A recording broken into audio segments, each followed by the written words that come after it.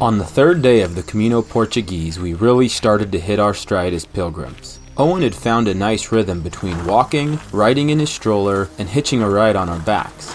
He was also enjoying his status as a Camino celebrity. Word was spreading along the trail and through the albergues of the little boy pilgrim.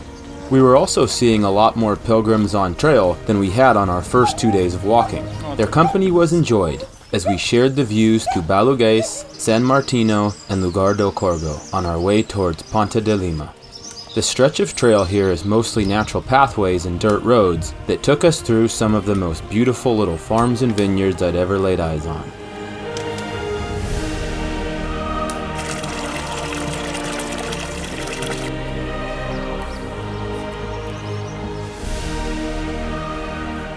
Hiking a solo Camino allows for some incredible moments of introspection, self-evaluation, and life-changing mindfulness.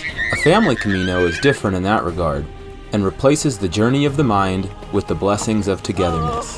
Time is a precious commodity, and work and life commitments compete to sap as much from us as possible. To be able to spend this much unbroken time together as a family is something I'll cherish forever. I was also brimming with pride and joy at how happy and content my 2-year-old was on his first Camino. He'd been to Iceland, Vietnam, and Cambodia, but I'd be lying if I said I was doubt-free and fully confident he'd be enjoying it so much at the onset.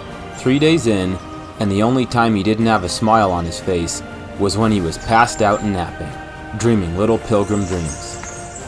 We ambled along the cobblestone path towards our final destination for the day, when the skies let loose with a drizzle.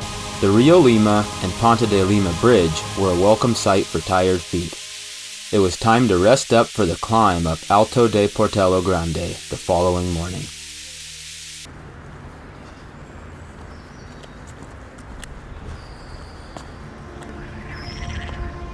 We began our 4th day on the Camino Portuguese by crossing over a 300-meter medieval bridge that dates back to the time of the Romans. I was overwhelmed with the feelings of gratefulness and gratitude.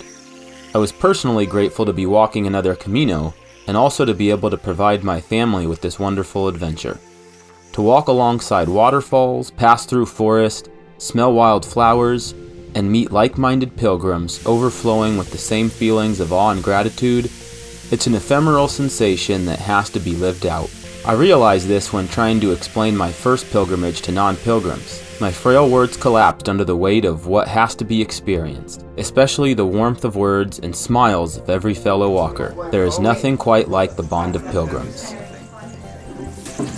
What your daddy and your mom doing with you, that's amazing. So when you're 15, don't listen at all to what your parents tell you. You do exactly what you want to do.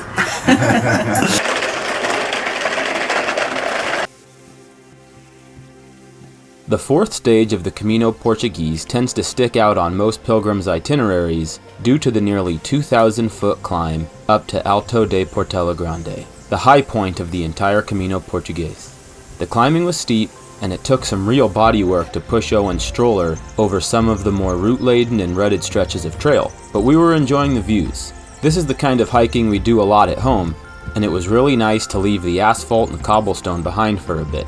Although, we don't tend to hike with Owen's toys at home, and he had collected a large dump truck and 2 tractors since we departed Bordeaux. The beautiful surroundings and words of encouragement kept us feeling energized as we continued our journey upward, through the same forest where Napoleon's troops were ambushed during the Peninsular War. Here I come. Here I come. As we finally reached the summit block of Alto de Portela, we were ready to collapse alongside our fellow pilgrims. After that, it was only a short downhill walk at the end of the day to reach our accommodation in Rubiaes.